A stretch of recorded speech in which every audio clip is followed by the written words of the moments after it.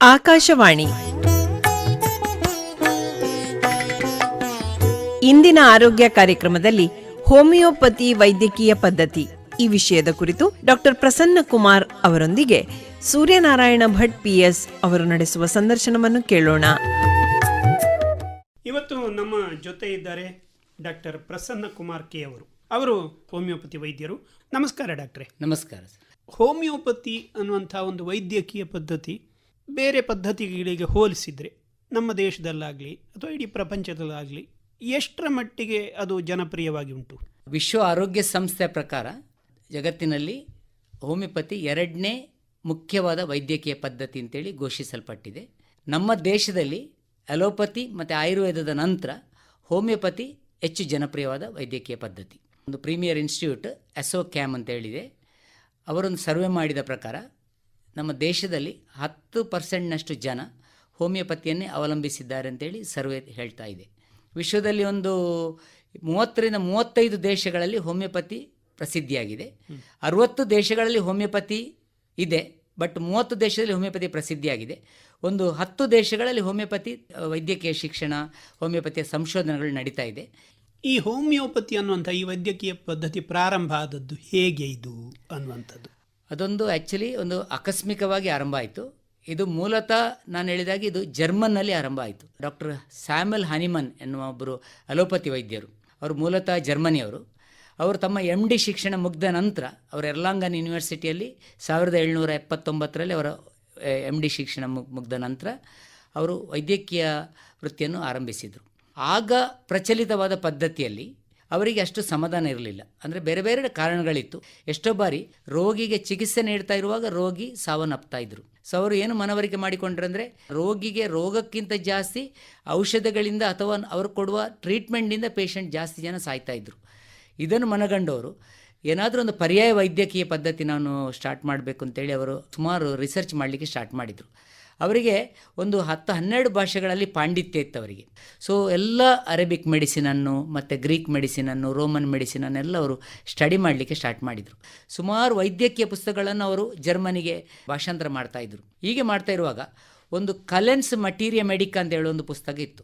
ಅದನ್ನು ಅವರು ಟ್ರಾನ್ಸ್ಲೇಟ್ ಮಾಡುವಾಗ ಅದರಲ್ಲಿ ಅವರಿಗೊಂದು ವಿಷಯ ಇತ್ತು. ಅಂದರೆ ಈ ಸಿಂಕೋನಾ ಬಾರ್ಕ್ ಮಲೇರಿಯಾಕ್ಕೆ ಟ್ರೀಟ್ಮೆಂಟ್ ಕೊಡಲಿಕ್ಕೆ ಆಗಲೇ ಯೂಸ್ ಮಾಡ್ತಾಯಿದ್ರು. ಅದು ಯಾಕೆ ಟ್ರೀಟ್ಮೆಂಟ್ ಕೊಡಲಿಕ್ಕೆ ಯೂಸ್ ಮಾಡ್ತಾಯಿದ್ರೆ ಅದರಲ್ಲಿರುವ ಒಗರು ಗುಣ ಅಂತೇಳಿ ಅದರಲ್ಲಿ ಬರೆದಿತ್ತು. ಅದನ್ನು ಅವರು ಟೆಸ್ಟ್ ಮಾಡಲಿಕ್ಕೆ ಹೋದರು. ಅವರೇನು ಮಾಡಿದರು, ಅವರು ಸಿಂಕೋನಾ ಬಾರ್ಕ್ನ ಜ್ಯೂಸನ್ನು ಅವರೇ ಡೈಲಿ ಕುಡಿಲಿಕ್ಕೆ ಶುರು ಮಾಡಿದರು.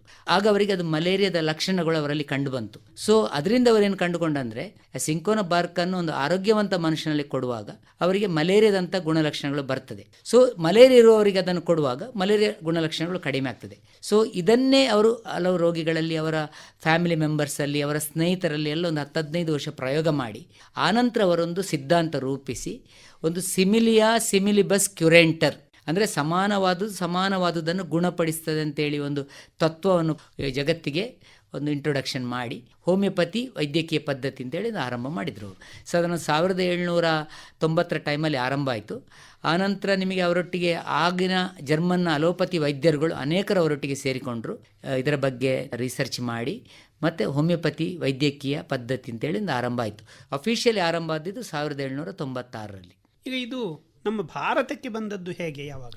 ಭಾರತಕ್ಕೆ ಸಾಧಾರಣ ಒಂದು 1810ರಲ್ಲಿ ಭಾರತಕ್ಕೆ ಕಲ್ಕತ್ತಕ್ಕೆ ಮೊದಲಾಗಿ ಹೋಮಿಯೋಪತಿ ಬಂತು. ಆಗ ಕಲ್ಕತ್ತದಲ್ಲಿರುವ ರಾಜ ರೂಲಿಂಗ್ ಮಾಡ್ತಾ ಇದ್ದ ರಾಜನಿಗೆ ಯಾವುದೋ ಒಂದು ಕಾಯಿಲೆಗೆ ಗುಣಪಡಿಸಲಿಕ್ಕೆ ಆಗ ಜರ್ಮನ್ನಿಂದ ಒಬ್ಬರು ಬಂದ ವೈದ್ಯರು ಹೋಮಿಯೋಪತಿ ಔಷಧಿ ಕೊಟ್ಟು ಆ ರಾಜನಿಗೆ ತುಂಬ ಕನ್ವಿನ್ಸ್ ಆಗಿ ಅವರು ಆನಂತರ ಹೋಮಿಯೋಪತಿಗೆ ಸ್ವಲ್ಪ ಪೆಟ್ರನೇಜ್ ಮಾಡಿದರು. ಸೊ 1810ಕ್ಕೆ ಅದು ಭಾರತಕ್ಕೆ ಬಂತು. ಅದರ ನಂತರ ಇದರ ಬೆಳವಣಿಗೆ ಯಾವ ಥರ ನಡೆಯಿತು? ಕಲ್ಕತ್ತದಲ್ಲಿ 1884-85ರಲ್ಲಿ ಒಂದು ಪ್ರಥಮ ಹೋಮಿಯೋಪತಿ ವೈದ್ಯಕೀಯ ಕಾಲೇಜ್ ಆರಂಭ ಆಯಿತು. ಸೊ ಆಗ ನಮಗೆ ಬ್ರಿಟಿಷ್ ರೂಲ್ ಇತ್ತು. ಆಗ ಇದಕ್ಕೆ ಅಂದರೆ ಈ ಅಲೋಪತಿ ವೈದ್ಯರುಗಳೇ ಹೋಮಿಯೋಪತಿಯನ್ನು ಅಭ್ಯಸಿಸಿ ಪ್ರಾಕ್ಟೀಸ್ ಮಾಡ್ತಾಯಿದ್ರು. ಆಗ ಒಬ್ಬರು ಮುಖ್ಯವಾಗಿ ಹೇಳಬೇಕಿದ್ರೆ ಡಾಕ್ಟರ್ ಮಹೇಂದ್ರಲಾಲ್ ಸರ್ಕಾರ್ ಅಂತ ಒಬ್ಬರು ಇದ್ದರು. ಅವರು ಅಲೋಪತಿ ಡಾಕ್ಟ್ರು. ಅವರು ಹೋಮಿಯೋಪತಿಯನ್ನು ತುಂಬ ಜನಕ್ಕೆ, ಮಿನಿಸ್ಟರ್ಗಳಿಗೆ ಮತ್ತು ಆಗಿನ ಬ್ರಿಟಿಷ್ ಗವರ್ನರ್ಗಳಿಗೆಲ್ಲ ಹೋಮಿಯೋಪತಿ ಔಷಧಿಯನ್ನು ಕೊಟ್ಟು ಹೋಮಿಯೋಪತಿಯನ್ನು ಪಾಪ್ಯುಲರ್ ಮಾಡಿದರು. ಮತ್ತು ಪೋಸ್ಟ್ ಇಂಡಿಪೆಂಡೆಂಟ್ ಪೀರಿಯಡಲ್ಲಿ 1955-56ರಲ್ಲಿ ಸರ್ಕಾರದಿಂದ ಇದಕ್ಕೆ ಅನುಮೋದನೆ ಸಿಕ್ಕಿತು. ಮತ್ತು ಅನುಮೋದನೆ ಸಿಕ್ಕಿ ಹೋಮಿಯೋಪತಿಯ ಕೌನ್ಸಿಲ್ ಆ್ಯಕ್ಟ್ ಅಂತೇಳಿ ಸ್ಟಾರ್ಟ್ ಆಯಿತು. ಆಮೇಲೆ ಸೆಂಟ್ರಲ್ ಕೌನ್ಸಿಲ್ ಆಫ್ ಹೋಮಿಯೋಪತಿ ಅಂತ ಸ್ಟಾರ್ಟ್ ಆಗಿದೆ. ಈಗ ನಮ್ಮ ದೇಶದಲ್ಲಿ ಒಂದು ಈಗ ಎಲೋಪತಿಯಲ್ಲಿ ಹೇಗೆ ಒಂದು ನ್ಯಾಷನಲ್ ಮೆಡಿಕಲ್ ಕೌನ್ಸಿಲ್ ಅಂತ ಇದೆ, ಹಾಗೆ ನ್ಯಾಷನಲ್ ಕೌನ್ಸಿಲ್ ಫಾರ್ ಹೋಮಿಯೋಪತಿ ಅಂತ ಈಗ ಸದ್ಯಕ್ಕೆ ಇದೆ. ಅದು ಹೋಮಿಯೋಪತಿ ಶಿಕ್ಷಣವನ್ನು, ಹೋಮಿಯೋಪತಿ ಪ್ರಾಕ್ಟೀಸನ್ನೆಲ್ಲ ರೆಗ್ಯುಲೇಟ್ ಮಾಡೋ ಬಾಡಿ ಅದು. ಈಗ ಇದೊಂದು ವಿಶೇಷವಾಗಿ ಮತ್ತೊಂದು ಬೇರೆಯೇ ಆದಂತಹ ಒಂದು ಪದ್ಧತಿಯಾಗಿ ಬೆಳೆಯುವುದರಿಂದಾಗಿ ಇದರ ಶಿಕ್ಷಣದ ವ್ಯವಸ್ಥೆ ಯಾವ ಥರ ಇದೆ ಇಲ್ಲಿ? ನಮ್ಮ ದೇಶದಲ್ಲಿ ಸಾಧಾರಣ 200ಕ್ಕೂ ಜಾಸ್ತಿ ಹೋಮಿಯೋಪತಿ ಕಾಲೇಜುಗಳಿವೆ. ಇದೊಂದು 5.5 ವರ್ಷದ ಒಂದು ಕೋರ್ಸ್, ಅದು BHMS course, bachelor of homeopathic medicine and surgery. ಇದರಲ್ಲಿ ನಿಮಗೆ ಎಲ್ಲ ಎಲೋಪತಿಯಲ್ಲಿ MBBS ಅಲ್ಲಿ ಇದ್ದಾಗೆ ಎಲ್ಲ ಸಬ್ಜೆಕ್ಟ್ಸನ್ನು ಇದರಲ್ಲಿ ಕಲಿಸ್ತಾರೆ, ಎಕ್ಸೆಪ್ಟ್ ಎಲೋಪತಿಯ ಫಾರ್ಮಕಾಲಜಿ ಬಿಟ್ಟು. ಫಾರ್ಮಕಾಲಜಿಯ ಬದಲಿಗೆ ಇಲ್ಲಿ ಹೋಮಿಯೋಪತಿದ್ದೇ ಫಾರ್ಮಕಾಲಜಿ ಇದೆ, ಅದಕ್ಕೆ ನಾವು ಮೆಟೀರಿಯಮೆಡಿಕ್ ಅಂತ ಹೇಳ್ತೇವೆ. ಮತ್ತು ಹೋಮಿಯೋಪತಿಯ ರೋಗ ಅಧ್ಯಯನ ಶಾಸ್ತ್ರ, ಆರ್ಗನನ್ ಆಫ್ ಮೆಡಿಸಿನ್, ಮತ್ತು ಹೋಮಿಯೋಪತಿಯ ಫಾರ್ಮಕಾಲಜಿಯ ಇಂಡೆಕ್ಸ್, ಒಂದು ರೆಪರ್ಟ್ರಿ ಅಂತೇಳಿ ಕೆಲವು ಗ್ರಂಥಗಳಿದೆ. ಸೊ ಹೋಮಿಯೋಪತಿ ನಮ್ಮ ದೇಶದಲ್ಲಿ ಅಂಗೀಕಾರ ಆದ ನಂತರ ಹೋಮಿಯೋಪತಿ ಮೊದಲು ಡಿಪ್ಲೊಮಾ ಕೋರ್ಸ್ನಾಗಿ ಸ್ಟಾರ್ಟ್ ಆಯಿತು. 1980 ನಂತರ only graduate course, bachelors degree, BHMS ಅಂತೇಳಿ 5.5 ವರ್ಷದ ಕೋರ್ಸ್. ಹೋಮಿಯೋಪತಿಯಲ್ಲಿ ಪೋಸ್ಟ್ ಗ್ರ್ಯಾಜುಯೇಷನ್ ಕೋರ್ಸ್ ಇದೆ, ಸ್ನಾತಕೋತ್ತರ ಪದವಿ MD ಈಗಾಗಲೇ 7 ಸಬ್ಜೆಕ್ಟಲ್ಲಿ ಹೋಮಿಯೋಪತಿಯ ಸ್ನಾತಕೋತ್ತರ ಪದವಿ ಇದೆ. ಇನ್ನೂ ಈ ವರ್ಷ 3-4 ಹೊಸ ಸಬ್ಜೆಕ್ಟಲ್ಲಿ ಹೋಮಿಯೋಪತಿಯ ಸ್ನಾತಕೋತ್ತರ ಪದವಿಯನ್ನು ಆರಂಭಿಸ್ತಾ ಇದ್ದಾರೆ. ಸಾಮಾನ್ಯವಾಗಿ ಒಂದು ವೈದ್ಯಕೀಯ ಪದ್ಧತಿ ಅಂತ ಹೇಳಿದ್ರೆ ಅದು ವ್ಯತ್ಯಾಸ ಆಗುವುದು ಅದರ ಔಷಧದಿಂದ. ಹೋಮಿಯೋಪತಿಯಲ್ಲಿ ಔಷಧ ಯಾವ ಥರ ಇರ್ತದೆ? ಹೋಮಿಯೋಪತಿಯಲ್ಲಿ ಕೊಡುವ ಮೂಲ ಔಷಧ ದ್ರವ ರೂಪದಲ್ಲೇ ಇರ್ತದೆ. ಅದನ್ನು ನಾವು ಈ ಪಿಲ್ಸಲ್ಲಿ ಮೆಡಿಕೇಟ್ ಮಾಡಿ ಕೊಡೋದು. ಅಂದರೆ ನಿಮಗೆ ನೋಡುವಾಗ ಔಷಧಿಗಳು ಒಂದೇ ಥರ ಇದ್ದರೂ ಅದರಲ್ಲಿರುವ ಮೂಲ ದ್ರಾವಣ ಬೇರೆ ಬೇರೆ ಅದು. ಸೊ ಮೂಲ ಹೋಮಿಯೋಪತಿಯ ಔಷಧಗಳಲ್ಲಿ 80% ಔಷಧಿಗಳು ಸಸ್ಯಜನ್ಯ ಔಷಧಗಳು, ಒಂದು 10-15% ಮಿನರಲ್ಸ್ ಅಂದರೆ ಈಗ ಕ್ಯಾಲ್ಸಿಯಂ, ಮೆಗ್ನೀಷಿಯಂ ಈ ಥರದ್ದೆಲ್ಲ ಮಿನರಲ್ಸ್ ಉಪಯೋಗಿಸ್ತೇವೆ. ಮತ್ತು 4-5% ಪ್ರಾಣಿಜನ್ಯ ಔಷಧಿಗಳು ಇದೆ. ಅದನ್ನು ನಾವು ಕಡಿಮೆಯಾಗಿ ಕೊಡೋದು. ಅಂಥ ಕೆಲವು ದೀರ್ಘಕಾಲೀನ ಕಾಯಿಲೆಗಳಲ್ಲಿ ಅಥವಾ ತುಂಬ ಸಂಕೀರ್ಣ ಕಾಯಿಲೆಗಳಲ್ಲಿ ಕೊಡ್ತೇವೆ ಅದನ್ನು. ಈಗ ಆಯುರ್ವೇದದಲ್ಲಿ ಸಸ್ಯಜನ್ಯ ಔಷಧಿ, ಸಿದ್ಧದಲ್ಲಿಯೂ ಸಸ್ಯಜನ್ಯ ಔಷಧಿ. ಬಟ್ ಹೋಮಿಯೋಪತಿಯಲ್ಲಿ ನಾವೇನು ಮಾಡ್ತೇವೆ ಅಂದರೆ ಈ ಸಸ್ಯಜನ್ಯ ಔಷಧಿಯನ್ನು ಬೇರೆ ರೀತಿಯಲ್ಲಿ ನಾವು ತಯಾರು ಮಾಡ್ತೇವೆ. ಅಂದರೆ ಈ ಸಸ್ಯಜನ್ಯ ಔಷಧಿಗಳಲ್ಲಿ ನಾವು ಏನು ಮಾಡ್ತೇವೆ, ಅದರಲ್ಲಿ ವಿಶೇಷ ರೀತಿಯಲ್ಲಿ ನಾವು ಒಂದು ಫಿಲ್ಟರ್ ಮಾಡ್ತೇವೆ, ಅದನ್ನು ಪರ್ಕೋಲೇಷನ್ ಅಂತ ಕರಿತೇವೆ. ಈ ಫಿಲ್ಟರ್ ಮಾಡಿದಾಗ ಬರುವ ದ್ರಾವಣವನ್ನು ನಾವು ಮತ್ತು ಡೈಲ್ಯೂಟ್ ಮಾಡ್ತೇವೆ, ಅದನ್ನೊಂದು ಸಕ್ಕಷನ್ ಅಂತ ಹೇಳ್ತೇವೆ. ಮತ್ತು ಅದರಲ್ಲಿರುವ ಔಷಧೀಯ ಗುಣಗಳನ್ನು ಮಾತ್ರ ಜಾಸ್ತಿ ಮಾಡುವ ಒಂದು ಪ್ರಕ್ರಿಯೆ ನಡೀತದೆ, ಡೈನಮೈಸೇಷನ್ ಆರ್ ಪೊಟೆಂಟೈಸೇಷನ್ ಅಂತ ಹೇಳಿ. ಸೊ ಸಸ್ಯಜನ್ಯ ಔಷಧಿ ಆದರೂ ಸಹ ಇದರಲ್ಲಿ ನಿಮಗೆ ಈ ಆಯುರ್ವೇದ ಔಷಧ ಅಥವಾ ಬೇರೆ ನಿಮಗೆ ಹರ್ಬಲ್ ಔಷಧ ತಗೊಳ್ಳುವ ರೀತಿಯ ಔಷಧಿ ಇರುವುದಿಲ್ಲ. ಹೆಚ್ಚಿನ ಔಷಧಿಗಳು ನಿಮಗೆ ನಾವು ನೋಡುವಾಗ ನೀವು ರೌಂಡ್ ಪಿಲ್ಸ್ ಆಗಿರ್ತದೆ, ಬಿಳಿ ದುಂಡಗಾಕಾರದ ಪಿಲ್ಸ್ಗಳು. ಈ ಪಿಲ್ಸ್ಗೆ ನಾವು ಔಷಧಗಳನ್ನು ಹಾಕಿ ಕೊಡೋದು, ಡ್ರಾಪ್ಸ್.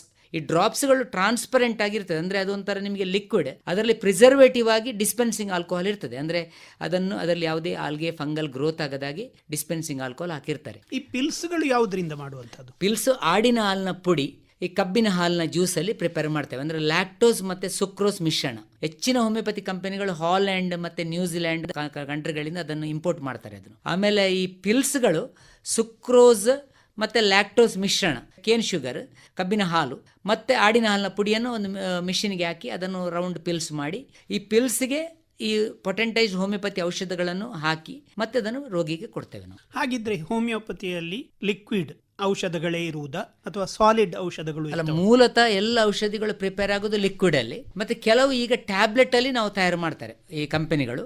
ಅಂದರೆ ಕೆಲವು ಸಲ ಈ ಮಧುಮೇಹಿಗಳಿಗೆ ಅಥವಾ ರಕ್ತದೊತ್ತಡ ಇರುವವರಿಗೆ ಅಥವಾ ಬೇರೆ ಕೆಲವು ದೀರ್ಘಕಾಲೀನ ಸಮಸ್ಯೆಗಳಿರುವವರಿಗೆ ಸ್ಟ್ರಾಂಗ್ ಔಷಧಿ ಇದೆ, ಅದಕ್ಕೆ ನಾವು ಮದರ್ ಟಿಂಚರ್ ಅಂತ ಕರಿತೇವೆ ನಾವು. ಅದಕ್ಕೆ ಕೆಲವು ಕಂಪನಿಗಳು ಅದನ್ನು ಟ್ಯಾಬ್ಲೆಟ್ ರೂಪದಲ್ಲಿ ಈಗ ತಯಾರಿಸ್ತಾರೆ ಅದನ್ನು. ನೀವು ಹೇಳಿದ್ರಿ ಈ ಎಲ್ಲ ಔಷಧಿಗಳು ಕೂಡ ಒಂದು ಪಿಲ್ಸ್ ಅಥವಾ ಒಂದು ಪೌಡರ್ ಟೈಪಲ್ಲಿ ಬರ್ತವೆ. ಅದರಲ್ಲಿ ಇರುವಂಥದ್ದು ಸುಕ್ರೋಸ್ ಮತ್ತು ಲ್ಯಾಕ್ಟೋಸ್ ಅಂತ ಹೇಳಿದ್ರೆ ಅದೆರಡು ಕೂಡ ಒಂದು ಸಿಹಿ ಔಷಧಿ ಆಯಿತು. ಈ ಮಧುಮೇಹಿಗಳು ಅಥವಾ ಡಯಾಬಿಟಿಕ್ನವರು ತಗೊಳ್ಬೋದಾ? ಹೆಚ್ಚಿನವರು ಕೆಲವು ಬಾರಿ ಮಧುಮೇಹಿಗಳು ಹೋಮಿಯೋಪತಿ ಅಂದರೆ ಅದು ಸಿಹಿ ಇರ್ತದೆ, ನನಗೆ ಆಗಲಿಕ್ಕಿಲ್ಲ ಅಂತೇಳಿ ಹೆಚ್ಚಿನವರು ಕೆಲವು ಆ ಥರ ಒಂದು ತಪ್ಪು ಕಲ್ಪನೆ ಇಟ್ಟುಕೊಳ್ತಾರೆ. ಈ ಪಿಲ್ಸನ್ನು 4 ಪಿಲ್ಸ್ ಅಥವಾ 6 ಪಿಲ್ಸ್ ಅಷ್ಟೇ ಕೊಡೋದು ನಾವು. ಸೊ ಇದನ್ನು ದಿನಕ್ಕೆ 1 ಬಾರಿ 2 ಬಾರಿ ತಗೊಳ್ಳುವಾಗ ಅದರಲ್ಲಿ ನಿಮಗೆ ಬ್ಲಡ್ ಗ್ಲೂಕೋಸ್ ಜಾಸ್ತಿ ಆಗೋದಿಲ್ಲ. ಇದರಲ್ಲಿ ರಕ್ತದಲ್ಲಿ ಹೆಚ್ಚಂದರೆ 1-2 ಮಿಲಿಗ್ರಾಮ್ನಷ್ಟು ಗ್ಲೂಕೋಸ್ ರೈಸ್ ಆಗ್ಬೋದು, ಬಿಟ್ಟರೆ ಬ್ಲಡ್ ಶುಗರ್ ಜಾಸ್ತಿ ಆಗೋ ಚಾನ್ಸಸ್ ಇಲ್ಲ, ಒಂದು ವಿಷಯ. ಇನ್ನೊಂದು, ಈ ಮಧುಮೇಹಿಗಳಿಗೆ ನಾವು ಪಿಲ್ಸನ್ನು ಹೆಚ್ಚು ಬಾರಿ ಪ್ರಿಫರ್ ಮಾಡೋದಿಲ್ಲ. ಕೆಲವು ನಮ್ಮದು ಲಿಕ್ವಿಡ್ ಮದ್ದು ಇದೆ ಮಧುಮೇಹಿಗಳಿಗೆ ಕೊಡಲಿಕ್ಕೆ. ನಾನು ಈಗಾಗಲೇ ಹೇಳಿದ ಹಾಗೆ ಮದರ್ ಟಿಂಚರ್ಸ್ ಅಂತ ಇದೆ, ಲಿಕ್ವಿಡ್ ಔಷಧಗಳನ್ನೇ ಕೊಡ್ತೇವೆ ಅವರಿಗೆ. ಎಲ್ಲ ಚಿಕಿತ್ಸಾ ಪದ್ಧತಿಗಳು ಕೂಡ ಅದರದ್ದೇ ಆದಂತಹ ವಿಶೇಷತೆಗಳು ಇರ್ತವೆ. ಈಗ ಹೋಮಿಯೋಪತಿಗೆ ಏನು ಅದರ ವಿಶೇಷತೆ? ಅದೇ ಹೋಮಿಯೋಪತಿ, ನಾನು ಈಗಾಗಲೇ ಹೇಳಿದ ಹಾಗೆ ಹೋಮಿಯೋಪತಿಯ ಒಂದು ಚಿಕಿತ್ಸಾ ಸಿದ್ಧಾಂತ ಅಂದರೆ ರೋಗಿಯ ಸಮಗ್ರ ಆರೋಗ್ಯ ನಿರ್ವಹಣೆ, ಅಂದರೆ ಹೋಲಿಸ್ಟಿಕ್ ಅಪ್ರೋಚ್. ನಮ್ಮ ಮೂಲ ಚಿಕಿತ್ಸಾ ನಿಯಮ ಏನಂದರೆ treat the patient not the disease. ಆಮೇಲೆ ಆದಷ್ಟು ಕನಿಷ್ಠ ಔಷಧಿಗಳಿಂದ ರೋಗಿಯ ಟ್ರೀಟ್ಮೆಂಟನ್ನು ಪ್ಲ್ಯಾನ್ ಮಾಡೋದು. ಮತ್ತು ಯಾವುದೇ ಸೈಡ್ ಎಫೆಕ್ಟ್ ಬರದಂತೆ, ಎಡ್ವರ್ಸ್ ಇಫೆಕ್ಟ್ ಬರದಂತೆ ಟ್ರೀಟ್ಮೆಂಟನ್ನು ಪ್ಲ್ಯಾನ್ ಮಾಡೋದು. ನಮ್ಮದು ಕೆಲವು ಹೋಮಿಯೋಪತಿಯ ಸಿದ್ಧಾಂತಗಳಿದೆ. ಮಯಾಸಮ್ ಸಿದ್ಧಾಂತ. ಹೋಮಿಯೋಪತಿಯಲ್ಲಿ ವ್ಯಕ್ತಿಗತ ಚಿಕಿತ್ಸೆ. ಎಷ್ಟೋ ಬಾರಿ ಒಂದು 10 ಜನ ಮೈಗ್ರೇನ್ ಪೇಷಂಟಿಗೆ ಒಂದೇ ಔಷಧ ಕೊಡಬೇಕು ಅಂತ ಇಲ್ಲ, ನಾವು ಔಷಧ ಬೇರೆ ಬೇರೆ ಆಗ್ತದೆ. ಅಂದರೆ ವ್ಯಕ್ತಿಗತ ಔಷಧ ಬೇರೆ ಬೇರೆ, ಅವನ ವ್ಯಕ್ತಿತ್ವಕ್ಕನುಸಾರವಾಗಿ ನಾವು ಔಷಧ ಸಿಲೆಕ್ಟ್ ಮಾಡ್ತೇವೆ. ಅದರಲ್ಲಿ ಅವನ ಮಾನಸಿಕ ಲಕ್ಷಣಗಳು ಮತ್ತು ಭಾವನಾತ್ಮಕ ಲಕ್ಷಣಗಳು, ದೈಹಿಕ ಲಕ್ಷಣಗಳು ಮತ್ತು ಕಾಯಿಲೆ ಲಕ್ಷಣಗಳನ್ನು ಇದನ್ನೆಲ್ಲ ನಾವು ಅಧ್ಯಯನ ಮಾಡಿ ಈ ವ್ಯಕ್ತಿತ್ವಕ್ಕನುಸಾರವಾಗಿ ಔಷಧ ಕೊಡೋದು. ಇದಕ್ಕೆ ನಾವು ಕಾನ್ಸ್ಟಿಟ್ಯೂಷನಲ್ ಟ್ರೀಟ್ಮೆಂಟ್ ಅಂತ ಹೇಳ್ತೇವೆ. ತ್ರಿದೋಷ ಸಿದ್ಧಾಂತ ಆಯುರ್ವೇದದಲ್ಲಿ ಹೇಗೆ ಇದೆ ಹಾಗೆ ನಮ್ಮಲ್ಲಿಯೂ ತ್ರಿದೋಷ ಸಿದ್ಧಾಂತ ಇದೆ. ಅದಕ್ಕೆ ನಾವು ಸೋರಾ, ಸಿಫಿಲಿಟಿಕ್, ಸೈಕೋಟಿಕ್, ಮಯಾಸಮ್ ಸಿದ್ಧಾಂತ ಅಂತ ಕರೆಯುವುದು. ಈ ತ್ರಿದೋಷ ಸಿದ್ಧಾಂತಗಳ ಪ್ರಕಾರ ಕೊಡುವಾಗ ಯಾವುದೇ ದೀರ್ಘಕಾಲೀನ ಕಾಯಿಲೆಗಳಲ್ಲಿ ಈಗ ನಾವು ಈ ಕಾನ್ಸ್ಟಿಟ್ಯೂಷನ್ ಔಷಧ ಅಥವಾ ವ್ಯಕ್ತಿಗತ ಔಷಧ ವರ್ಕ್ ಆಗದಿದ್ದರೆ ಆನಂತರ ನಾವು ಆ್ಯಂಟಿ ಮಯಾಸ್ಮ್ಯಾಟಿಕ್ ಔಷಧಗಳನ್ನು ಕೊಡ್ತೇವೆ. ನಾವು ಮುಖ್ಯವಾಗಿ ನಮ್ಮ ಚಿಕಿತ್ಸಾ ವೈಶಿಷ್ಟ್ಯಗಳಂದರೆ ರೋಗಿಗೆ ಚಿಕಿತ್ಸೆ, ರೋಗಕ್ಕಲ್ಲ. ರೋಗದ ಭಾಷೆ ರೋಗಿಯ ಭಾಷೆ ಅಂತ ಇದೆ ನಮ್ಮಲ್ಲಿ. ಮತ್ತು treat the temperament of the patient. ಯಾವ ಥರದ temperament? Nervous temperament, there is sanguine temperament, phlegmatic temperament, bilious temperament, ಮತ್ತು ಕೆಲವು ಡಯಾಥಿಸಿಸ್ ಅಂದರೆ ರೋಗ ಪುನರಾವರ್ತನೆಯ ಕೆಲವು ವ್ಯಕ್ತಿತ್ವಗಳು. ಕೆಲವರಿಗೆ ನೀವು ಕೇಳಿರ್ಬೋದು, ಈಗ ಒಂದು ಕಿಡ್ನಿ ಸ್ಟೋನ್ ಇರ್ಬೋದು. ಕೆಲವರಿಗೆ ಕಿಡ್ನಿ ಸ್ಟೋನು ಆಗ್ತದೆ, ಅದನ್ನೊಮ್ಮೆ ತೆಗಿಸ್ತಾರೆ, ವಾಪಸ್ ಬರ್ತದೆ, ಪುನರಾವರ್ತನೆ ಆಗ್ತಾ ಇರ್ತದೆ. ಎಷ್ಟೋ ಬಾರಿ ಬೇರೆ ಬೇರೆ ಇತರ ಕಾಯಿಲೆಗಳು, ಮೈಗ್ರೇನ್ ಕಾಯಿಲೆ ಇರ್ಬೋದು, ಅಸ್ತಮ ಇರ್ಬೋದು, ಅಥವಾ ಏನಾದರೂ ಚರ್ಮದ ಕಾಯಿಲೆ ಇರ್ಬೋದು. ಈ ಪುನರಾವರ್ತನೆ ಯಾಕೆ ಆಗ್ತಾ ಇದೆ ಅದನ್ನು ಒಂದು ಸ್ಟಡಿ ಮಾಡಿ ಕೊಡುವ ಚಿಕಿತ್ಸೆ ನಮ್ಮಲ್ಲಿದೆ. ಅಂದರೆ ಅದನ್ನು ರಿಕರೆನ್ಸ್ ಆಗದಾಗೆ ಕೊಡುವಂಥ ಚಿಕಿತ್ಸೆ. ಸೊ ಹೀಗೆ ನಮ್ಮದು ಬೇರೆ ಬೇರೆ ಥರದ ಚಿಕಿತ್ಸಾ ನಿಯಮಗಳಿದೆ. ಅದು ಪ್ರತಿ ರೋಗಕ್ಕೂ ಪ್ರತಿ ರೋಗಿಗೂ ಅದನ್ನು ನಾವು ಅಧ್ಯಯನ ಮಾಡಿ ಆನಂತರ ನಿರೂಪಿಸ್ತೇವೆ ಅದನ್ನು. ಹಾಗಿದ್ರೆ ಈ ಹೋಮಿಯೋಪತಿ ಔಷಧಿಗಳು ಪ್ರಾಣಿಗಳಲ್ಲಿ ಬಳಸಲಿಕ್ಕೆ ಸಾಧ್ಯ ಉಂಟಾ ಅಂತ ಹೇಳಿದ್ರೆ, ಈಗ ವೆಟರ್ನರಿ ಸೈನ್ಸ್ ಅಂತ ಹೇಳ್ತೇವಲ್ಲ, ಹೌದು, ಪಶು ವೈದ್ಯಕೀಯದಲ್ಲಿ ಅದರಲ್ಲಿ ಬಳಸ್ಬೋದಾ? ಹೇಗೆ? ಖಂಡಿತವಾಗಿ. ಆ್ಯಕ್ಚುಲಿ ನಾವು ನಮ್ಮಲ್ಲಿ ಗ್ರ್ಯಾಜುಯೇಟ್ಸ್, ಪೋಸ್ಟ್ ಗ್ರ್ಯಾಜುಯೇಟ್ಸಲ್ಲಿ ಈ ವೆಟರ್ನರಿ ಹೋಮಿಯೋಪತಿ ಬಗ್ಗೆ ಅಷ್ಟು ಕರಿಕ್ಯುಲಮಲ್ಲಿ ಸಬ್ಜೆಕ್ಟ್ ಇಲ್ಲ ಅದರ ಬಗ್ಗೆ. ಆದರೆ ನಿಮಗೆ ಇತರ ಬೇರೆ ದೇಶಗಳಲ್ಲಿ ವೆಟರ್ನರಿ ಹೋಮಿಯೋಪತಿ ಅಂತ ಕಾನ್ಸೆಪ್ಟ್ ಇದೆ. ಹೋಮಿಯೋಪತಿಯನ್ನು ತುಂಬ ಸಾಕು ಪ್ರಾಣಿಗಳಿಗೆ ಬಳಸ್ತಾರೆ. ಮತ್ತು ಕೇರಳದಲ್ಲಿ ಕ್ಯಾಲಿಕಟ್ ಯೂನಿವರ್ಸಿಟಿಯಲ್ಲಿ ವೆಟರ್ನರಿ ಸೈನ್ಸಲ್ಲಿ ಕಲಿತ ಡಾಕ್ಟರ್ಗಳಿಗೆ 6 ತಿಂಗಳದ್ದು ಒಂದು ಡಿಪ್ಲೊಮಾ ಕೋರ್ಸ್ ಇಟ್ಟಿದ್ದಾರೆ. ಡಿಪ್ಲೊಮಾ ಇನ್ ವೆಟರ್ನರಿ ಹೋಮಿಯೋಪತಿ ಅಂತೇಳಿ. ಎಷ್ಟೋ ಬಾರಿ ನಮ್ಮ ಹೋಮಿಯೋಪತಿ ಡಾಕ್ಟರ್ಗಳು ಅವರ ಅನುಭವದ ಮೇರೆಗೆ ಹೋಮಿಯೋಪತಿ ಔಷಧಗಳನ್ನು ಕೊಡ್ತಾರೆ. ಖಂಡಿತ ಉತ್ತಮ ಪರಿಣಾಮ ಇದೆ.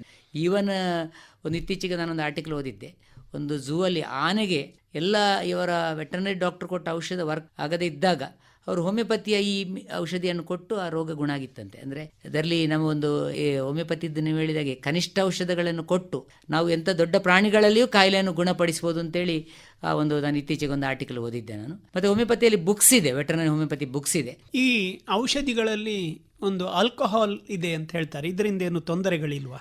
ಇಲ್ಲ, ಅದು ಇನ್ನೊಂದು ತಪ್ಪು ಕಲ್ಪನೆ. ಹೋಮಿಯೋಪತಿ ಔಷಧಗಳಲ್ಲಿ ಆಲ್ಕೋಹಾಲ್ ಕಂಟೆಂಟ್ ಇರೋದು ಭಾರಿ ಮಿನಿಮಮ್. ಔಷಧಗಳು ಹಾಳಾಗದಂತೆ ಅಥವಾ ಅದರಲ್ಲಿ ಏನು ಬೇರೆ ಫಂಗಸ್, ಆಲ್ಗೆ ಇಂಥದ್ದು ಗ್ರೋ ಆಗದಾಗಿ ಡಿಸ್ಪೆನ್ಸಿಂಗ್ ಆಲ್ಕೋಹಾಲಲ್ಲಿ 10 ಗ್ರಾಮ್ ಪಿಲ್ಸಿಗೆ ನಾವು ಹಾಕೋ ಡ್ರಾಪ್ಸ್ 10 ಡ್ರಾಪ್ಸಲ್ಲಿ ಪೇಷಂಟಿಗೆ ಹೋಗುವಾಗ 4 ಪಿಲ್ಸ್ ತಗೊಳ್ಳುವಾಗ ಅವನಿಗೆ 1 ಡ್ರಾಪ್ ಹೋಗೋದಿಲ್ಲ ಬಾಡಿಗೆ. ಆದ ಕಾರಣ ಇದರಲ್ಲಿ ಆಲ್ಕೋಹಾಲ್ ಇದೆ ಅಂತ ಹೇಳೋದು ಒಂದು ತಪ್ಪು. ಆಲ್ಕೋಹಾಲ್ ಇದೆ, ಆಲ್ಕೋಹಾಲ್ ನಿಮಗೆ ಎಲ್ಲ ಔಷಧ ಪದ್ಧತಿಗಳಲ್ಲೇ ಇದೆ ಆಲ್ಕೋಹಾಲ್. ಇದರಲ್ಲಿ ಯಾವುದೇ ನಿಮಗೆ ಆಲ್ಕೋಹಾಲ್ನಲ್ಲಿ ಆಗುವಂಥ ಸೈಡ್ ಎಫೆಕ್ಟ್ ಬರಲಿಕ್ಕೆ ಚಾನ್ಸ್ ಇಲ್ಲ. ಹಾಗಿದ್ರೆ ಇದರಲ್ಲಿ ಸೈಡ್ ಎಫೆಕ್ಟ್ಸ್ ಉಂಟಾ? ಹೋಮಿಯೋಪತಿಯಲ್ಲಿ ಸರಿಯಾದ ರೀತಿಯಲ್ಲಿ ಔಷಧ ತಗೊಂಡ್ರೆ ಸೈಡ್ ಎಫೆಕ್ಟ್ ಇಲ್ಲ. ಮತ್ತು ಹೋಮಿಯೋಪತಿ ಔಷಧಗಳು ಎಷ್ಟೋ ಬಾರಿ ನಮ್ಮಲ್ಲಿ ಕೆಲವು ಸಾರಿ ನಮ್ಮ ಮಕ್ಕಳಿಗೆ ಔಷಧ ಕೊಡ್ತೇವೆ, ಸಣ್ಣ ಮಕ್ಕಳಿಗೆ. ಅದನ್ನು ಪೇರೆಂಟ್ಸ್ ಕೆಲವು ಸಲ ಎದುರಿಡುವಾಗ ಈ ಸಣ್ಣ ಮಕ್ಕಳಿಗೆ ಗೊತ್ತಿಲ್ಲದೆ ಇಡೀ ಬಾಟ್ಲನ್ನು ಬಾಯಿಗೆ ಹಾಕ್ಕೊಳ್ತಾರೆ ಅವರು. ಸೊ ಪೇರೆಂಟ್ಸ್ ನಮಗೆ ಕಾಲ್ ಮಾಡ್ತಾರೆ ಕೂಡಲೇ, ನೀವು ಮಕ್ಕಳು ಗೊತ್ತಿಲ್ಲದೆ ಇಡೀ ಬಾಟ್ಲು ಹೋಮಿಯೋಪತಿ ಮದ್ದನ್ನು ತಿಂದಿದ್ದಾರೆ, ಅದೇನಾದರೂ ಆಗ್ಬೋದಾ? ಏನು ಸೈಡ್ ಎಫೆಕ್ಟ್ ಇಲ್ಲ. ಹೋಮಿಯೋಪತಿಯಲ್ಲಿ ಏನಾಗ್ತದೆ ಅಂದರೆ ಅಂಥ ಏನಾದರೂ ಸೈಡ್ ಎಫೆಕ್ಟ್ ಬಂದರೂ ಅದು ತನ್ನಷ್ಟಕ್ಕೆ ಮಲವಿಸರ್ಜನೆಯಲ್ಲಿ ಅದು ಹೋಗ್ತದೆ, ಎಕ್ಸ್ಟ್ರಾ ಎಫೆಕ್ಟ್ ಇದ್ದರೆ. ಅಥವಾ ಒಂದು ದಿನ ಏನಾದರೂ ಒಂದು ಇಂಡೈಜೆಷನ್ ಆಗಿ ಆಗ್ಬೋದು. ಮತ್ತು ನೀವು ಹೇಳಿದ ಹಾಗೆ ಆ ಮೂಲ ದ್ರವಗಳು ಕೆಲವು ಆಲ್ಕೋಹಾಲ್ ಡ್ರಾಪ್ಸಲ್ಲಿ ಇರೋದನ್ನು ವೈದ್ಯಕೀಯ ಸಲಹೆ ಇಲ್ಲದೆ ರಾಶಿಯಾಗಿ ತಗೊಂಡ್ರೆ ಹೇಳಲಿಕ್ಕಾಗೋದಿಲ್ಲ, ಕೆಲವು ಸಲ ಸೈಡ್ ಎಫೆಕ್ಟ್ ಬರ್ಬೋದು. ಬಟ್ ಯಾವುದೇ ಹೋಮಿಯೋಪತಿ ವೈದ್ಯರು ಕೊಟ್ಟ ಔಷಧಿಯಲ್ಲಿ ಸೈಡ್ ಎಫೆಕ್ಟ್ ಬರಲಿಕ್ಕೆ ಸಾಧ್ಯ ಇಲ್ಲ. ಎಲ್ಲ ಔಷಧೀಯ ಪದ್ಧತಿಗಳಲ್ಲೂ ಕೂಡ ಕೆಲವು ರೋಗಗಳಿಗೆ ಅಥವಾ ಕೆಲವು ರೋಗಿಗಳಿಗೆ ಇಂಥದ್ದನ್ನು ತಿನ್ನಬೇಡಿ, ಇದು ಪಥ್ಯ ಅಪಥ್ಯ ಅಂತ ಹೇಳ್ತಾರೆ. ಹಾಗೆ ಇದರಲ್ಲೂ ಕೂಡ ಪಥ್ಯ ಅಪಥ್ಯಗಳು ಉಂಟಾ? ಹೋಮಿಯೋಪತಿಯಲ್ಲಿ ಪಥ್ಯದ ಬಗ್ಗೆ ಪ್ರಾಮುಖ್ಯತೆ ಇದೆ. ಆದರೆ ಪ್ರತಿ ಪೇಷಂಟಲ್ಲಿ ನಾವೇನು ಹೇಳ್ತೇವೆ ಅಂದರೆ ಹೋಮಿಯೋಪತಿ ಔಷಧ ತಗೊಳ್ಳುವಾಗ ಆದಷ್ಟು ಬಾಯಿಯಲ್ಲಿ ಯಾವುದೇ ಘಾಟ್ನ ವಸ್ತು ಇರಬಾರ್ದು. ಅಂದರೆ ಎಷ್ಟೋ ಜನಕ್ಕೆ ಚೂಯಿಂಗ್ ಗಮ್ ಅಥವಾ ಇದನ್ನೆಲ್ಲ ಚಾಕ್ಲೇಟ್ ಎಲ್ಲ ತಿಂದು ಕೂಡಲೇ ಹೋಮಿಯೋಪತಿ ಔಷಧ ತಗೊಳ್ಬಾರ್ದು, ಅಥವಾ ಏನಾದರೂ ಕಾಫಿ ಟೀ ಕುಡಿದ ಕೂಡಲೇ ಹೋಮಿಯೋಪತಿ ಔಷಧ ತಗೊಳ್ಬಾರ್ದು. ಮತ್ತು ಈ ಹಸಿ ಬೆಳ್ಳುಳ್ಳಿ, ಹಸಿ ನೀರುಳ್ಳಿ ಇಂಥ ಸೇವನೆ ಮಾಡಿದ ಕೂಡಲೇ ಹೋಮಿಯೋಪತಿ ಔಷಧ ತಗೊಳ್ಬಾರ್ದು. ಅದು ಬಿಟ್ಟರೆ ಹೋಮಿಯೋಪತಿಯಲ್ಲಿ ಬೇರೆ ಏನು ಪಥ್ಯ ಇಲ್ಲ. ಮತ್ತು ರೋಗಕ್ಕನುಸಾರವಾದ ಪಥ್ಯ ಇದೆ. ಹೋಮಿಯೋಪತಿ ಔಷಧ ತಗೊಳ್ಳುವಾಗ ಕೆಲವರು ಹೇಳ್ತಾರೆ ಹೋಮಿಯೋಪತಿ ಔಷಧ ತಗೊಳ್ಳೋ ಕಾಫಿ ಕುಡಿಬಾರ್ದ. ಹಾಗೇನಿಲ್ಲ, ಕಾಫಿ ಕುಡಿಬೋದು. ಬಟ್ ಹೋಮಿಯೋಪತಿ ಔಷಧಿಗೆ ಮತ್ತು ಕಾಫಿಗೆ ಒಂದು ಅರ್ಧ ಗಂಟೆ ಮುಕ್ಕಾಲು ಗಂಟೆ ಗ್ಯಾಪ್ ಮೇಂಟೈನ್ ಮಾಡಿದರೆ ಕಾಫಿಯನ್ನು ಸೇವಿಸಬಹುದು ಅವರು. ಆದರೆ ಕೆಲವು ರೋಗಗಳ ಪಥ್ಯಗಳು ಇದ್ದಾವೆ ಅಂತ ಹೇಳಿದ್ರಿ. ಹೌದು, ಅಂತ ಹೇಳಿದ್ರೆ ರೋಗಗಳ ಪಥ್ಯಗಳಿದೆ. ಅಂದರೆ ನಮ್ಮಲ್ಲಿ ನಮ್ಮದೊಂದು ಕೆಲವು ಈ ರೋಗ ಚಿಕಿತ್ಸಾ ನಿಯಮದಲ್ಲಿ ಕೆಲವು ಹೈಡ್ರೋಜಿನಾಯ್ಡ್ ಕಾನ್ಸ್ಟಿಟ್ಯೂಷನ್, ಕಾರ್ಬೋಜಿನಾಯ್ಡ್ ಕಾನ್ಸ್ಟಿಟ್ಯೂಷನ್, ನೈಟ್ರೋಜಿನಾಯ್ಡ್ ಕಾನ್ಸ್ಟಿಟ್ಯೂಷನ್ ಅಂತ ಇದೆ. ಈಗ ಹೈಡ್ರೋಜಿನಾಯ್ಡ್ ಕಾನ್ಸ್ಟಿಟ್ಯೂಷನ್ ಅಂದರೆ ಕೆಲವರಿಗೆ ನಾವು ಯಾವುದೇ ಹಸಿ ವಸ್ತುಗಳು, ಅಂದರೆ ಅಗ್ನಿ ಸ್ಪರ್ಶ ಆಗದಂಥ ವಸ್ತುಗಳು, ಈ ಸಲಾಡ್ ಇರ್ಬೋದು, ಹಸಿ ಹಣ್ಣುಗಳಿರ್ಬೋದು, ಶೈಥಲೀಕರಿಸಿದ ಆಹಾರಗಳಿರ್ಬೋದು, ಇದನ್ನು ತಿಂದ ಕೂಡಲೇ ಅವರಿಗೆ ಶೀತ ಶುರುವಾಗೋದು, ಕೆಮ್ಮು, ದಮ್ಮು, ಒಣ ಕೆಮ್ಮು, ಇಂಥದ್ದೆಲ್ಲ ಎಲರ್ಜಿ ಕಾಯಿಲೆಗಳು ಸ್ಟಾರ್ಟ್ ಆಗ್ಬೋದು. ಸೊ ಅಂಥವರಿಗೆ ನಾವು ಹೇಳ್ತೇವೆ ಸ್ವಲ್ಪ ಸಮಯದವರೆಗೆ, ನಮ್ಮ ಚಿಕಿತ್ಸೆ ಆಗುವವರೆಗೆ ನೀವು ಈ ಹಸಿ ತರಕಾರಿಗಳನ್ನು, ಹಸಿ ಹಣ್ಣು ಹಂಪಗಳನ್ನು ತಿನ್ನಬೇಡಿ ಆದಷ್ಟು ಮಟ್ಟಿಗೆ. ಹೀಗೆ ಕಾರ್ಬೋಜಿನಾಯ್ಡ್ ಕಾನ್ಸ್ಟಿಟ್ಯೂಷನ್ ಇದೆ. ನೈಟ್ರೋಜಿನಾಯ್ಡ್ ಕಾನ್ಸ್ಟಿಟ್ಯೂಷನ್ ಅಂದರೆ ತುಂಬ ಈ ದೇಹದಲ್ಲಿ ತುಂಬ ಗ್ಯಾಸ್ ಪ್ರವೃತ್ತಿ ಇದ್ದವರಿಗೆ ಕೆಲವು ಗೆಡ್ಡೆ ತರಕಾರಿ ತಿನ್ನಬೇಡಿ. ಅಂದರೆ ಕೆಲವು ರೋಗಕ್ಕೆ ಅನುಸಾರವಾಗಿ ಪಥ್ಯಗಳಿದೆ.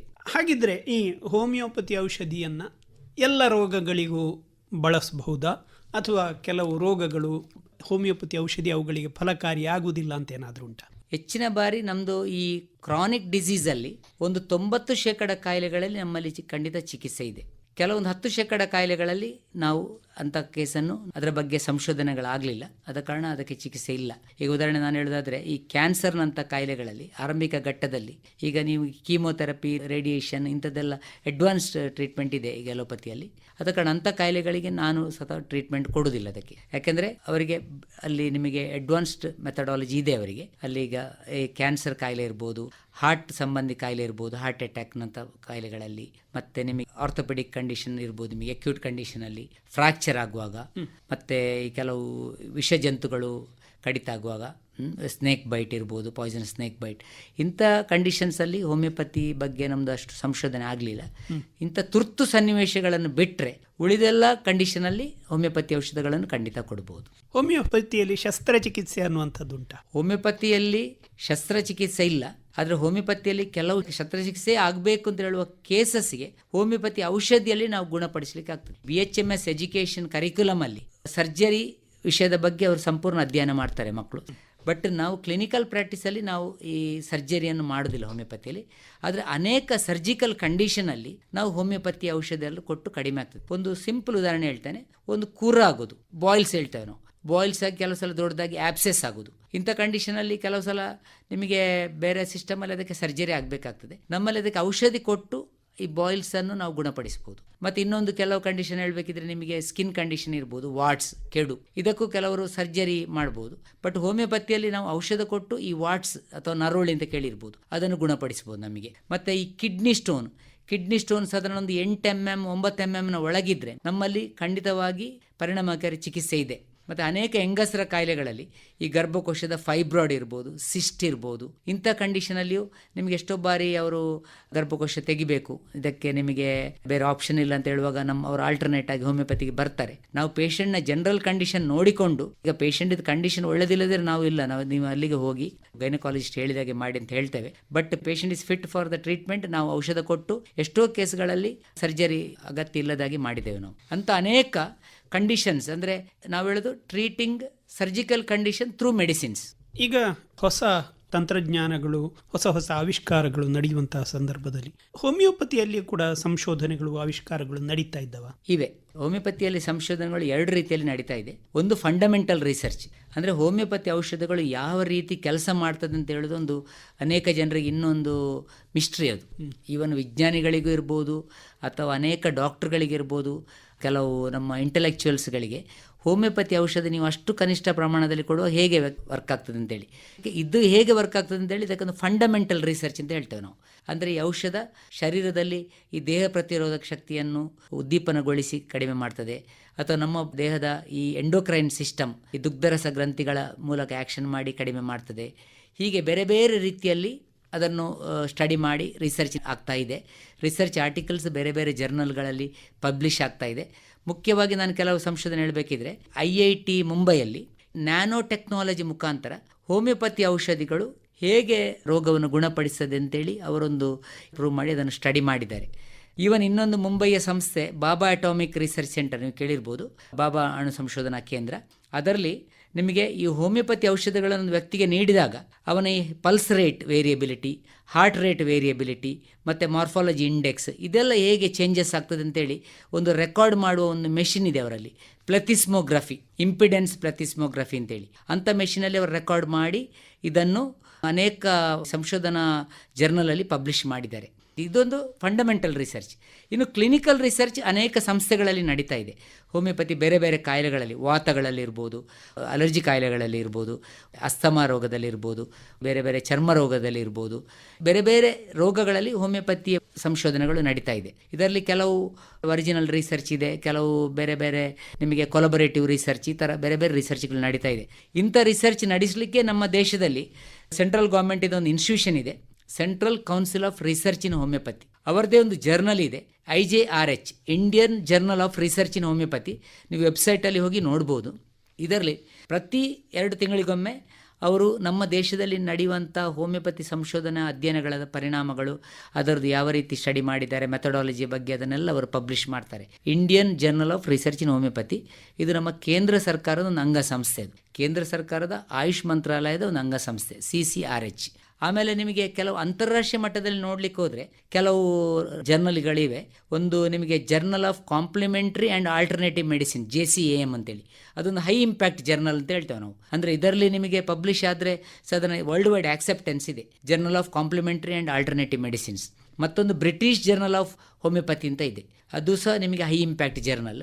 ಒಂದು ಆರ್ಟಿಕಲ್ ಸ್ಟಡಿ ಮಾಡಿ, ರಿಸರ್ಚ್ ಮಾಡಿ ಅದನ್ನು ಪಬ್ಲಿಷ್ ಮಾಡೋ ಮೊದಲು ಅನೇಕ ವಿದ್ವಾಂಸರು ಅದನ್ನು ನೋಡಿ ಅದರಲ್ಲಿ ತಿದ್ದುಪಡಿ ಎಲ್ಲ ಮಾಡಿ ಕೊನೆಗೆ ಅವರು ಒಪ್ಪಿಗೆ ನೀಡಿ ಮತ್ತೆ ಪಬ್ಲಿಷ್ ಮಾಡೋದು. ಸೊ ಇಂಥ ಜರ್ನಲ್ಗಳಲ್ಲಿಯೂ ಹೋಮಿಯೋಪತಿ ಸಂಶೋಧನಾ ಅಧ್ಯಯನಗಳು ನಡೀತಾ ಇದೆ. ಸಂಶೋಧನೆ is A must, any research is A must for the survival of the system ಅಂತ ಹೇಳ್ತೇವೆ ನಾವು. ಹಾಗಿದ್ರೆ ಈ ಹೋಮಿಯೋಪತಿಯ ಬಗ್ಗೆ ಯಾರಿಗಾದರೂ ಕೂಡ ಅದನ್ನು ಉಪಯೋಗಿಸುವವರಿಗೆ ಅಥವಾ ಸಾರ್ವಜನಿಕರಿಗೆ ಏನು ಹೇಳಲಿಕ್ಕೆ ಇಷ್ಟಪಡ್ತೀರಿ? ಹೋಮಿಯೋಪತಿ ಬಗ್ಗೆ ಯಾರಿಗೂ ಯಾವುದೇ ತಪ್ಪು ಕಲ್ಪನೆ ಬೇಡ. ನನಗೆ ಎಷ್ಟೋ ಸಲ ಅನಿಸೋದು ಹೋಮಿಯೋಪತಿಯ ಲಾಭ ಅನೇಕ ಜನರಿಗೆ ತಲುಪಲಿಲ್ಲ, ಯಾಕೆಂದರೆ ಎಷ್ಟೋ ಜನಕ್ಕೆ ಇದರ ಬಗ್ಗೆ ತಪ್ಪು ಕಲ್ಪನೆ ಇದೆ. ಹೋಮಿಯೋಪತಿ ಸೈಡ್ ಎಫೆಕ್ಟ್ ಇದೆ, ಅಥವಾ ಅದು ಪ್ಲಾಸಿಬೋ, ಅದು ಕೆಲಸ ಮಾಡೋದಿಲ್ಲ, ಈ ಥರದ ತಪ್ಪು ಕಲ್ಪನೆ ಇದೆ. Homeopathy is A very very effective system of medicine. ಇದರಿಂದ ಅನೇಕ ದೀರ್ಘಕಾಲೀನ ಕಾಯಿಲೆಗಳಲ್ಲಿ, ಈವನ್ ತೀವ್ರತರ ಕಾಯಿಲೆಗಳಲ್ಲಿ, ಅಕ್ಯೂಟ್ ಡಿಸೀಸಲ್ಲಿ ಸಹ ಹೋಮಿಯೋಪತಿಯನ್ನು ಬಳಸ್ಬೋದು. ಇದರಿಂದ ಯಾವುದೇ ಅಡ್ಡ ಪರಿಣಾಮ ಇಲ್ಲ. ಇದರಿಂದ ನಿಮಗೆ ಕೆಲವು ಸಲ ನಾನು ಹೇಳಿದ್ರೆ ಇದಕ್ಕೆ ಸೈಡ್ ಬೆನಿಫಿಟ್, ನಾವು ಅಂದರೆ ಹೋಮಿಯೋಪತಿಯಲ್ಲಿ ಸಮಗ್ರ ಆರೋಗ್ಯಕ್ಕೆ ಚಿಕಿತ್ಸೆ ಕೊಡುವ ಕಾರಣ, ಹೋಲಿಸ್ಟಿಕ್ ಅಪ್ರೋಚ್ದಾಗಿ ಟ್ರೀಟ್ಮೆಂಟ್ ಕೊಡೋ ಕಾರಣ, ರೋಗಿ ಯಾವುದೇ ಒಂದು ರೋಗಕ್ಕೆ ಬಂದರೂ ಇತರ ರೋಗಗಳು ಇದರಿಂದ ಅವನಿಗೆ ಗುಣ ಆಗೋ ಚಾನ್ಸಸ್ ಇದೆ. ಆದ ಕಾರಣ homeopathy is A very safe and effective system of medicine. ಇನ್ನೊಂದು ವಿಷಯ ಹೇಳಬೇಕಂತಿದ್ರೆ, ನಮ್ಮ ಹೋಮಿಯೋಪತಿ ವೈದ್ಯಕೀಯ ಪದ್ಧತಿಯ ಪಿತಾಮಹ ಡಾಕ್ಟರ್ ಸ್ಯಾಮ್ಯುಯಲ್ ಹನಿಮನ್ ಅವರ ಬಗ್ಗೆ ನಿಮಗೆ ಎಲೋಪತಿ ವೈದ್ಯ ಪದ್ಧತಿಯ father of modern medicine doctor William Osler ಅಂತ ಒಬ್ಬರು ಇದ್ದಾರೆ. ಅವರು ನಿಮಗೆ ಈ ನಮ್ಮ ಜಗತ್ತಿನ ಒಂದು ಭಾಳ famous hospital, John Hopkins hospital ಅಂತ ಇದೆ, ಅದರ ಸಂಸ್ಥಾಪಕರವರು. ಅವರು ಒಂದು ವಿಷಯ ಹೇಳಿದ್ದಾರೆ, ಜಗತ್ತಿಗೆ ಮತ್ತು ರೋಗಿಗಳಿಗೆ ಒಂದು ಮ್ಯಾಕ್ಸಿಮಮ್ ಬೆನಿಫಿಟ್ ಕೊಟ್ಟವರಂದರೆ ಸ್ಯಾಮ್ಯುಯಲ್ ಹನಿಮನ್ ಅವರು. ಯಾಕೆಂದರೆ ಅನೇಕರಿಗೆ ಗೊತ್ತಿತ್ತು treat the patient but not the disease, but ಇದನ್ನು ಜಗತ್ತಿಗೆ ಮೊದಲಾಗಿ ಸಾರಿದವರು ಯಾರಂದರೆ ಡಾಕ್ಟರ್ ಸ್ಯಾಮ್ಯುಯಲ್ ಹನಿಮನ್ ಅವರು. ಆದ ಕಾರಣ ಈ ಸಂದರ್ಭದಲ್ಲಿ ನಾನು ಡಾಕ್ಟರ್ ಸ್ಯಾಮ್ಯುಯಲ್ ಹನಿಮನ್ನರ ಸ್ಮರಿಸಿಕೊಂಡು, ಹೋಮಿಯೋಪತಿ ಅಂತ ಒಂದು ಸೌಮ್ಯವಾದ, ಆಮೇಲೆ ಯಾವುದೇ ಅಡ್ಡ ಪರಿಣಾಮ ಇಲ್ಲದ ಒಂದು ವೈದ್ಯಕೀಯ ಪದ್ಧತಿಯನ್ನು ಅವರು ಜಗತ್ತಿಗೆ ಪರಿಚಯಿಸಿದ್ದಾರೆ. ನಮ್ಮ ದೇಶದಲ್ಲಿ ಇವತ್ತು 200ರಷ್ಟು ಹೋಮಿಯೋಪತಿ ವೈದ್ಯಕೀಯ ಕಾಲೇಜುಗಳಿವೆ. 2 ಲಕ್ಷಕ್ಕಿಂತ ಜಾಸ್ತಿ ಹೋಮಿಯೋಪತಿ ವೈದ್ಯರಿದ್ದಾರೆ. ಸರ್ಕಾರದ ಮಟ್ಟದಲ್ಲಿ ಸರ್ಕಾರವು ಹೋಮಿಯೋಪತಿ ಕಾಲೇಜುಗಳನ್ನು ಸ್ಟಾರ್ಟ್ ಮಾಡಿದೆ. ದೇಶದಲ್ಲಿ 100ಕ್ಕಿಂತ ಜಾಸ್ತಿ ಹೋಮಿಯೋಪತಿ ಸರ್ಕಾರಿ ಕಾಲೇಜುಗಳಿವೆ, ಸರ್ಕಾರಿ ಹೋಮಿಯೋಪತಿ ಸ್ನಾತಕೋತ್ತರ ವಿದ್ಯಾಲಯಗಳಿವೆ, ನಮ್ಮ ಸರ್ಕಾರಿ ಚಿಕಿತ್ಸಾಲಯಗಳಿವೆ. ಆದ ಕಾರಣ ಎಲ್ಲರೂ ಇದರ ಸದುಪಯೋಗವನ್ನು ಪಡಿಸಿಕೊಳ್ಬೇಕು ಅಂತೇಳಿ ಈ ದಿನದಲ್ಲಿ ಹೇಳಲಿಕ್ಕೆ ನಾನು ಇಚ್ಛೆ ಪಡ್ತೇನೆ. ಒಳ್ಳೆಯದು ಪ್ರಸನ್ನ ಕುಮಾರ್ ಅವರೇ, ಮುಖ್ಯವಾಗಿ ಹೋಮಿಯೋಪತಿ ಪದ್ಧತಿಯ ಒಂದು ಸಮಗ್ರ ಪರಿಚಯವನ್ನು ಮಾಡಿಕೊಟ್ಟಿದ್ದೀರಿ. ಧನ್ಯವಾದಗಳು. ನಮಸ್ಕಾರ. ನಮಸ್ಕಾರ ಸರ್. ಇದುವರೆಗೆ ಹೋಮಿಯೋಪತಿ ವೈದ್ಯಕೀಯ ಪದ್ಧತಿ ಈ ವಿಷಯದ ಕುರಿತು ಡಾಕ್ಟರ್ ಪ್ರಸನ್ನ ಕುಮಾರ್ ಅವರೊಂದಿಗೆ ಸೂರ್ಯನಾರಾಯಣ ಭಟ್ PS ಅವರು ನಡೆಸಿದ ಸಂದರ್ಶನವನ್ನು ಕೇಳಿದಿರಿ.